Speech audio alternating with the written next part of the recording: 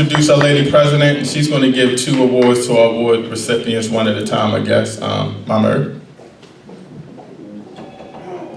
Absolutely, I want to do them one at a time because you want to get that, individual honor. I want to break up the momentum right now because everybody seems hungry.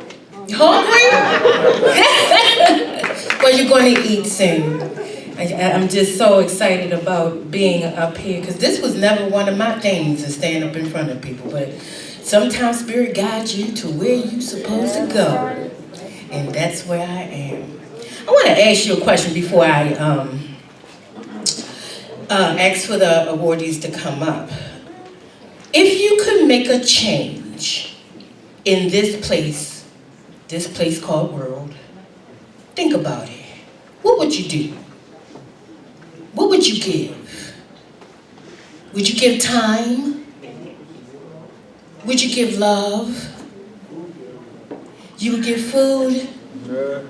But there's a famish going on, and that's love. We've forgotten how to love one another.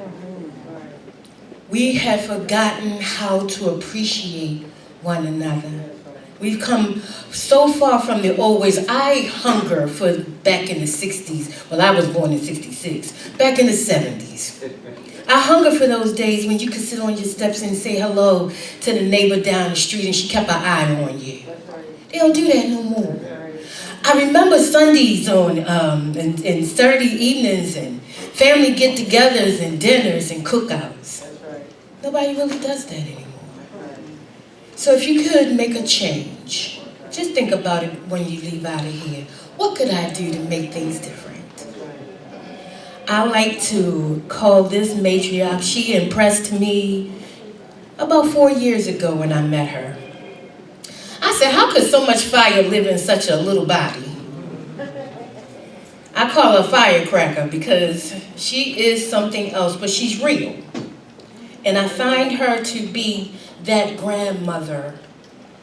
I find her to be that matriarch. I find her to be that map for me as I grow older and as I become more in the community.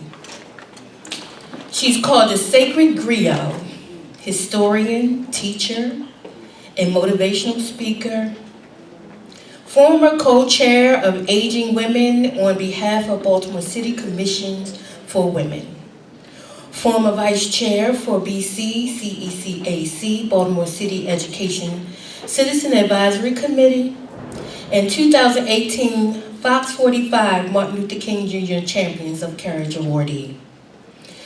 We call her Grandma, or Grandmother Edna, as she corrected me. She said she liked to be called Grandmother. Grandmother Edna. Grandmother Edna is a staple in the community to me because I see her active.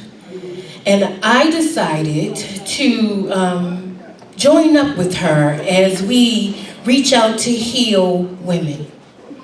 So we decided to come together and do an event at the Harlem Theater. And I know it was from the Creator. I know it was by divine because she called it Heal Thyself. That's exactly what I had called it. So we know when we're called because Spirit has a way of balancing. It has a way of confirming itself. And it was confirmed when she said that she wanted to have this healing ceremony or this healing event for women. I called you Grandmother Edna. Please come up and receive your award. Give her a round of applause, y'all, for the many years, 30 years of service or more. I think a whole lot more. 40 years of service. We thank you. We thank you. We appreciate you. Yeah, you can. Yes, ma'am. But I want to be able to. Where's my grandmother's award? You deserve every word that's on that plaque. You deserve every reason to smile. From the first time I met you, you were my influence. And I thank you. I thank you. Keep on going, lady. I need you. We're gonna go ahead and hear a few words from Grandmother Edna. Thank you, first of all. It is an honor to have your name moved from the back of the bus. You know, I'm the back of the bus lady. I'm shut in the community. I'm mostly not like, but you know, black sheeps are good things because they got that black in front of them. But I came tonight for this because I'm accepting this award as a privilege. I hear everybody talking about Honorable Marcus Messiah Garvey.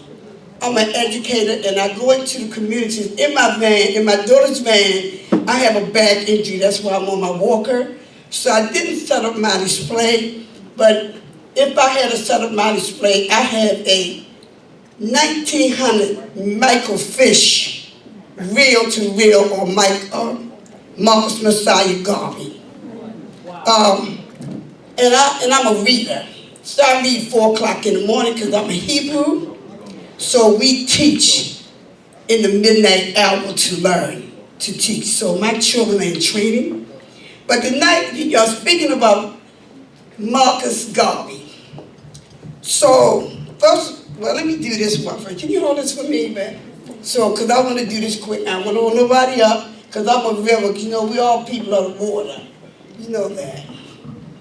But I have this book called Message to the People. This is Marcus Garvey teaching philosophy book. And I've heard a lot of people speak on him tonight. But I've learned because I am a griot. And one of our main topics is to reach one, teach one. And in this book, in the beginning of the book, our brother James was one of Marcus Garvey's Rhodes professors. So everybody said that we should not chastise our people in public, but you hear from Marcus Messiah Garvey. But in this book, the gentleman was at a conference speaking in reference to his leader, Marcus Messiah Garvey, when Marcus interrupted him and said, he said, this is Brother James, it's going to take a minute. You know, I use minutes because I educate. And if I drop some things, I'll pick them up while you're leaving. Mr. Garvey shocked me. He said to me publicly, James, you don't know.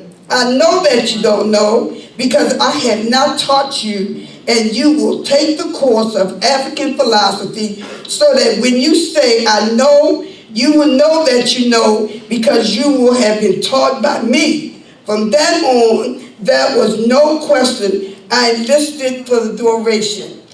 Marcus Garvey taught every one of his leaders that walked out of his building. He taught them. That was his instructions. I've never heard nobody talk about that.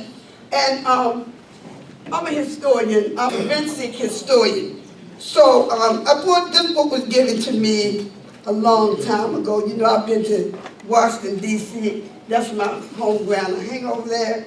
So I bought, this book was bought from the Pyramid Bookstore, the brothers from D.C. over there, up there in Georgia in Northwest U Street. Now, this book is important to me because I keep the stuff. So we're having this piece of paper age, just so you know. I was told that it might be in the early 1900s. So this is going to be my acceptance speech tonight. I think it's good when you do what you should do. So we talking about this group, huh? So this is the preamble of the UNIA-ACL. And this paper is dated the United Negro Improvement Association African Committee League, August 1929 of the world. Have y'all ever heard it referred to as that? So it clearly reads, the Universal Negro Improvement Association and the African Committee League is a social-friendly, humanitarian, charitable, educational, institutional, constructive, and expensive society, and is founded by persons desiring to the utmost to work the general uplift of the African people of the world, and the members pledge themselves to do all their power to conserve the rights of their noble race and to respect the rights of all mankind. I want y'all to get that, because somewhere in my history lesson, Dr. King also said all the people. So let me finish, because this is more important up here. Realizing that if the strong opposes the weak, confusion and discontent will ever mark the path of man, but with love, faith, and charity towards all the reign of peace and plenty, we will hurry into the world, into the generation of men shall be blessed. I'm going to accept these words because I'm an elder, and I work with women and children, and I do work with young men. I have an entourage of young men, because I'm liking it. I go into the street, and I'm looking for the brothers that want to go into the street with me. It looks real nice when you stand up in here all adorned in your really nice clothes. But I don't come with politics. I'm going to read the stuff, that's why I videoed you. But I'm going to tell you something. If we as a people don't stop this foolishness and cure our people, then we're all just leading our own slaughter. We're leading our own slaughter. How you lead your own people? Even animals don't kill their own. They prey on the weaker race. We prey on each other. That's right. So I'm standing up here today. I'm an unusual character, because I don't use the word normal. I live by no borders. I don't understand why we keep labeling our children with these mental deficiencies, anxiety, mental retardation, autism. I think we're grouping ourselves for the need to destroy each other. So I'm accepting this war because I'm going to be very brief. I tell people all the time, some people are going to like you because they like you, and some people are going to like you because you are influencing them not to like you. So my thing is, before anyone starts a revolution, I want you to consider this. Can you feed the people in your neighborhood? I don't use the word hood because that's some misuse of that European dictionary for us. But can you feed the people in your neighborhood, and I'm going to be easy, for 60 days? If you can't feed the people in your neighborhood for 60 days, you ought to revolutionary your mind to get a solution and stop planning, because planning is something that we need to burn. We need to strategize and put a solution. Everyone in this room is responsible for 50 children. I hear educators all the time. The first thing they do is call our children goats. Heard it tonight. So if we can't title ourselves, if we can't be responsible for our children, how do you think that European is going to adapt to our system of anything when we have nothing to give out? Back me up, because I'm getting ready to sit down. I'm going to thank them for this award, but I'm going to let you know, I was awarded the Chesapeake Association Broadcasting Award, Associated Press, for the outstanding use of sound. When I was little, I could not speak. This is why I teach special education. I couldn't speak, so to be a grill, to be inducted in the museum, to travel the country and do the work that Baltimore looks the other way on me. I'm proud of myself because I have a traveling trace of children that the children need us. They're like sponges. If we stand up, they'll stand behind us. But if we constantly sit down and blame John Blow, Yo, him, and that, they're going to sit down with you. So all that gang stuff on the street, them your children, you ought to go get them. You ought to go get them children. So I'm going to accept my award.